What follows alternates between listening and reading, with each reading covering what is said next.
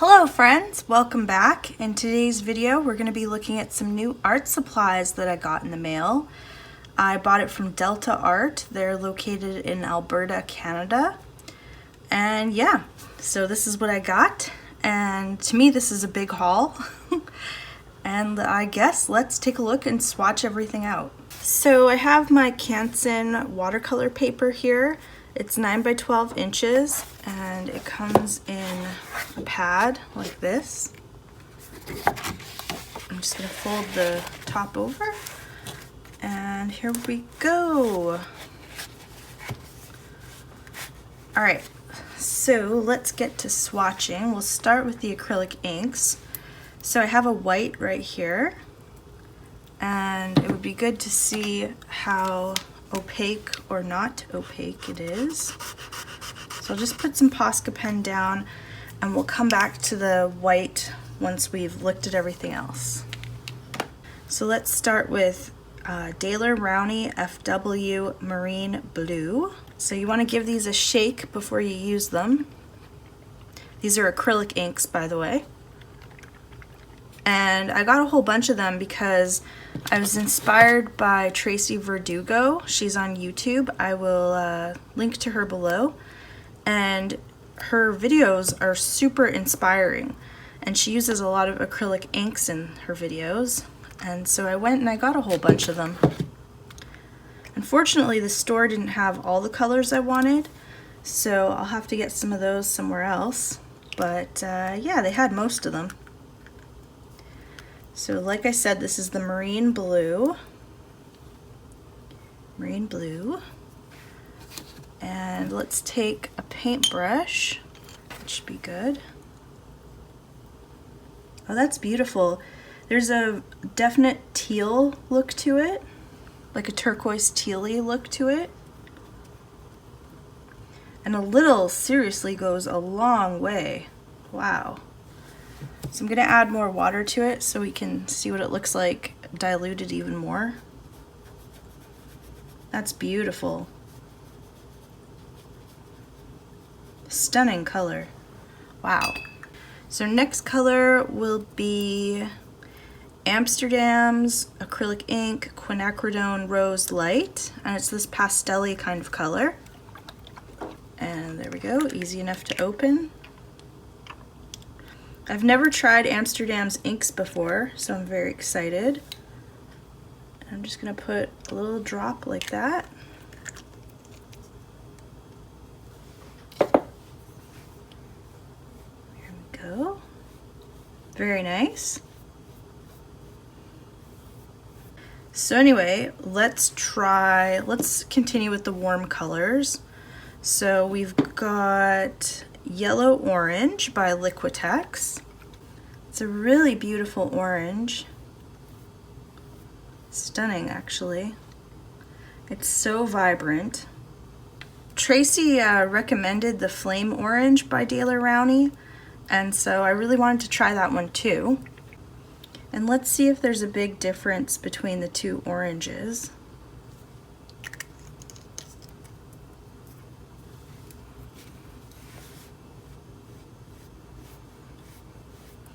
So this one feels a lot more transparent than the other one, and maybe a little bit more streaky. I'm gonna add a touch more and see if that helps.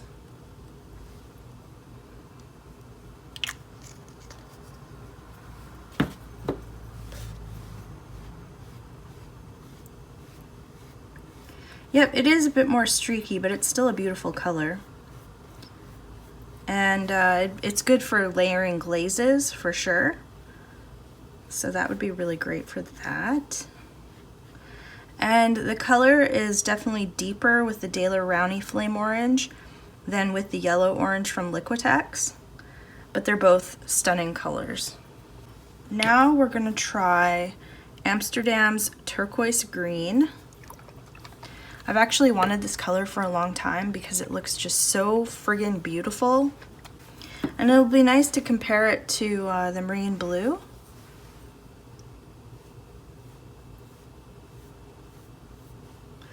This one's a little bit transparent or translucent too. I love the green tint to it, or hue to it. Very pretty. I'm gonna add a little bit more.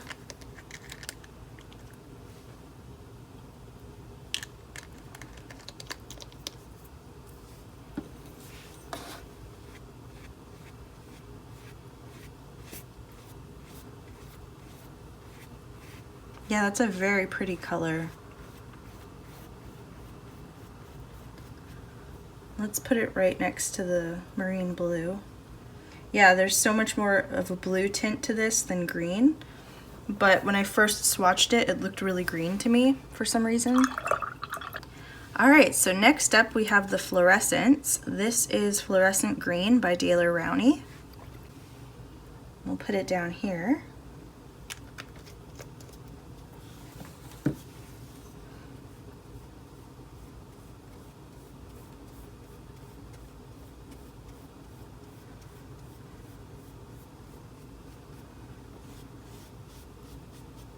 It's not very strong. I have to say that. Maybe it's stronger when it's dry, or maybe I just need to layer it. But obviously it's transparent because it's a neon color. Yeah, I'm not sure about that one. It might be fine to use in artworks, but yeah. Actually, some areas are looking brighter where I put on another layer of paint. So I'll have to test that in artwork and see. Okay, the next one is Fluorescent Orange by Daler Rowney.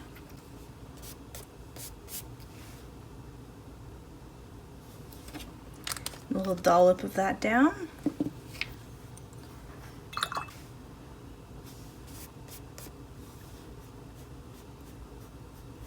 This is a beautiful color.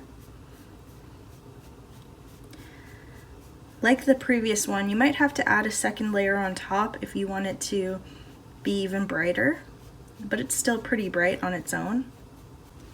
Next up is Fluorescent Yellow. And it's by Daler Rowney as well.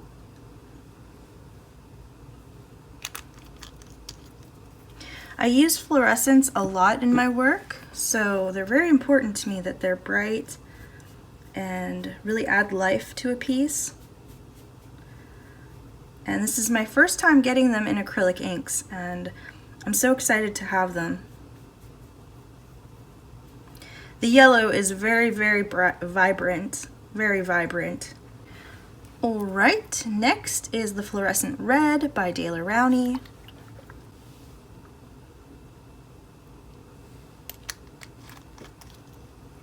Fluorescent red is one of my favorite colors, that and fluorescent pink.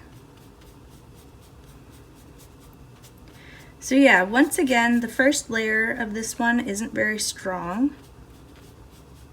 It's very, very transparent. But when it dries, or even right now, let's try it.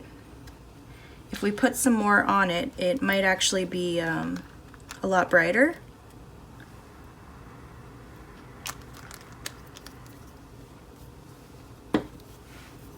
Because the others are all brighter after I added more paint.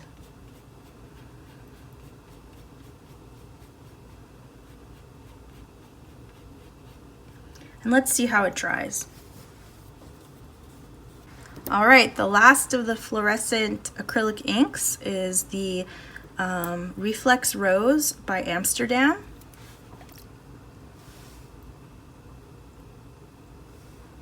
I'm very excited about this color. I also wanted to get fluorescent pink in some other brands too, but the store didn't have them in stock, unfortunately, but I'm glad they had this one in stock. It's very, very bright, which is lovely. And I think you don't have to put a second layer on it, but you could, and it would be even brighter. But it's lovely. I can't wait to see how that dries too. Alright, now let's check out the Daler Rowney White and see how it goes onto the black here, the black Posca paint pen.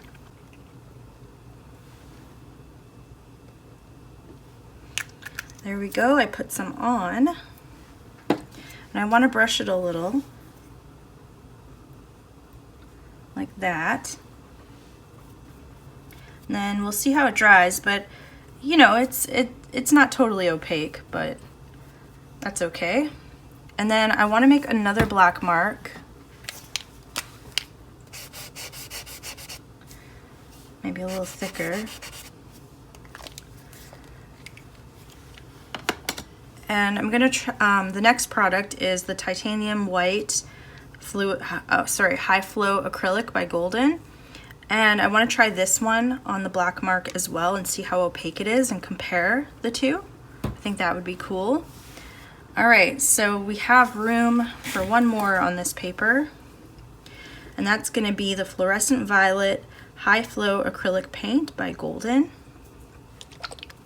And you always want to shake these ones too.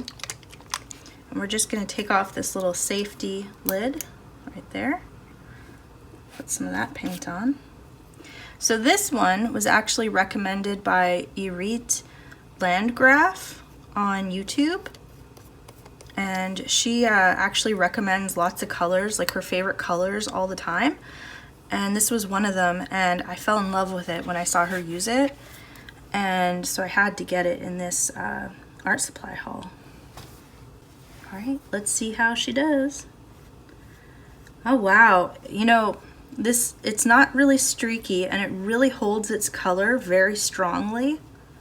Like it is, I mean, it is transparent, but the color is very vibrant. And if I add some water, let's just see what it looks like watered down a bit. So we've got that lighter color. And then if we water it down even more, it's beautiful. And once I start playing with these more, I'm gonna start adding white to all the colors and seeing how they look as pastels. That's why I got this huge tube of white. Yeah, this color is stunning. So next up to test out is Golden's Fluid Acrylics Nickel Azo Yellow. So I'm gonna shake this one up and let's see how easy or difficult this is to remove. Pretty easy. We'll put a little bit of that on. Oh, I love that color. It's so pretty. One of the colors that they didn't have, the store didn't have in the Fluid Acrylics was the green gold. I really wanted that color, but they didn't have it, so I'll have to order it from somewhere else. But yeah, this is a beautiful color too. It's like a mustard yellow kind of. And it's very different than the oranges that I got and the neon yellow. It's very different and very bright and yet kind of a neutral at the same time. Really beautiful. This is how my paper towel's looking. It's so pretty. I love it. So several years ago, I went to a local art journaling class, and the person running it had this paint there. It was Teal by Golden Fluid Acrylics, and I loved it so much, and I always wanted to get it, but it never fit into whatever I was getting in supplies that month. And it finally did, because I'm working with acrylics right now, and I was so excited. I am so excited to get it. I can't wait to try it. And I love that it's opaque, like it's fairly opaque. So yeah, this had like a second skin on it to remove right here. And it might be more difficult if you don't have long nails. And now I have paint on my nails. But whatever, it's worth it. We're artists, we're used to this kind of thing. Getting messy is often part of the process. So I'm gonna shake it. All right, moment of truth. Looks so pretty. Oh, that's lovely. And it feels very thick and beautiful, and yet it flows nicely because it's fluid, or it's high flow, or fluid. What is it? Fluid. It's a fluid acrylic, so it is very fluid, but it's also like has a really nice feeling to it, movement to it. And I'm just curious what would happen. It's probably better to use golden, but I haven't opened it yet. So try it with the Daler Rowney white.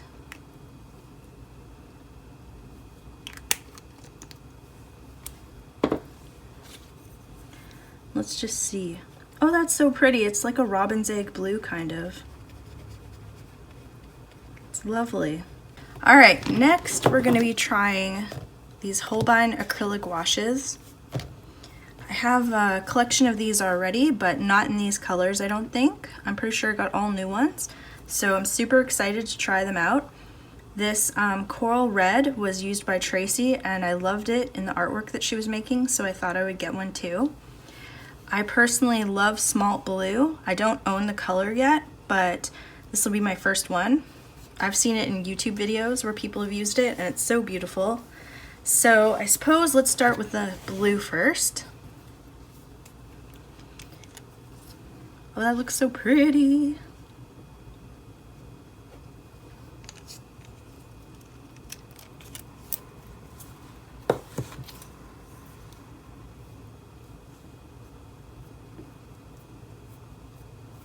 It's a lovely color.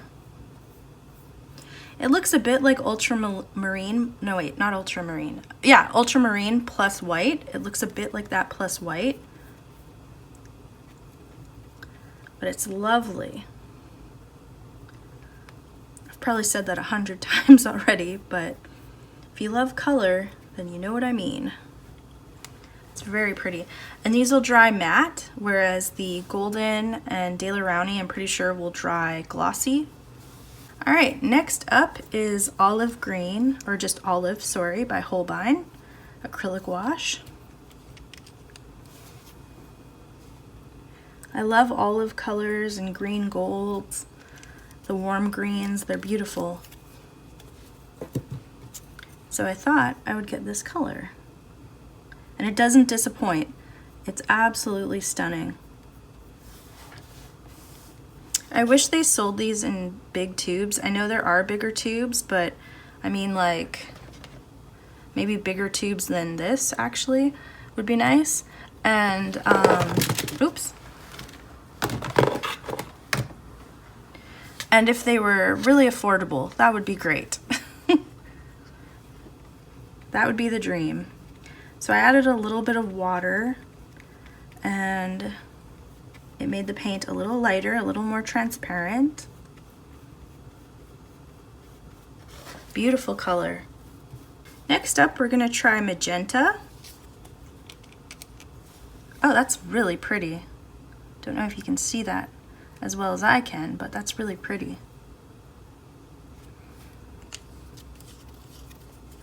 And normally I wouldn't make swatches this big. I'm just making them big so that you can see them clearly on the camera or on your screen. Oh, that's so pretty. It actually reminds me a lot of this one, the fluorescent violet. That is such a gorgeous color. Wow.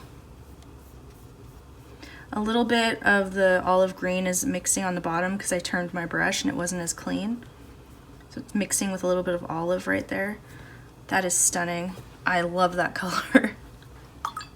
All right, next one up is vermilion.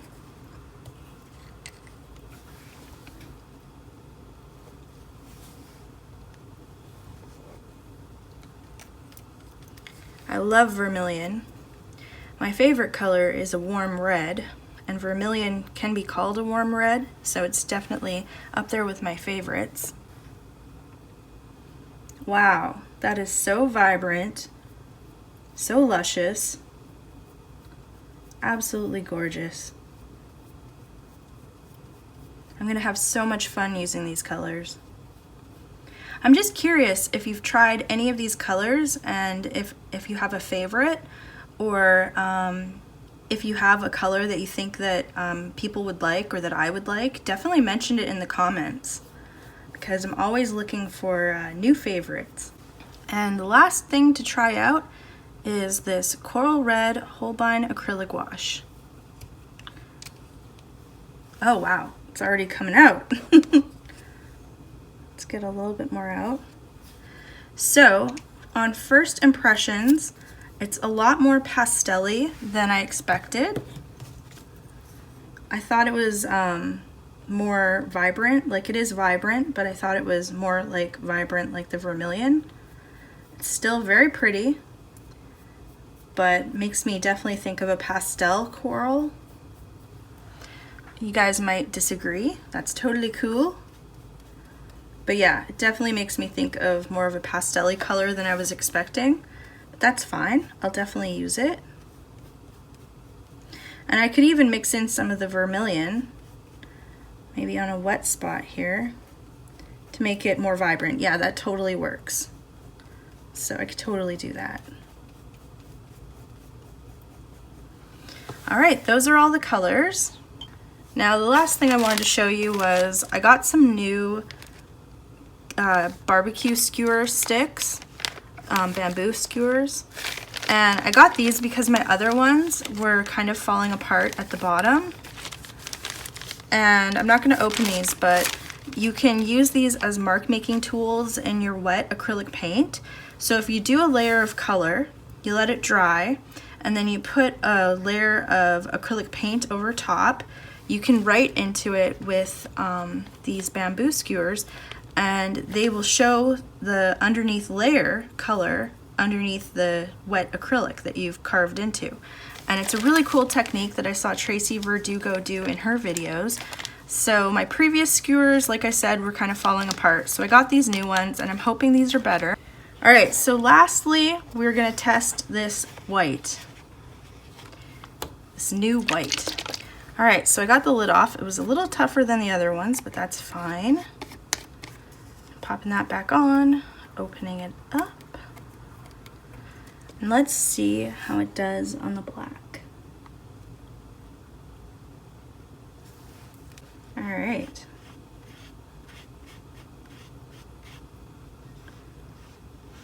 So the black paint might not be dry yet, but it's coming off into the white and creating a gray. That's weird. It didn't happen with the Daler Rowney white.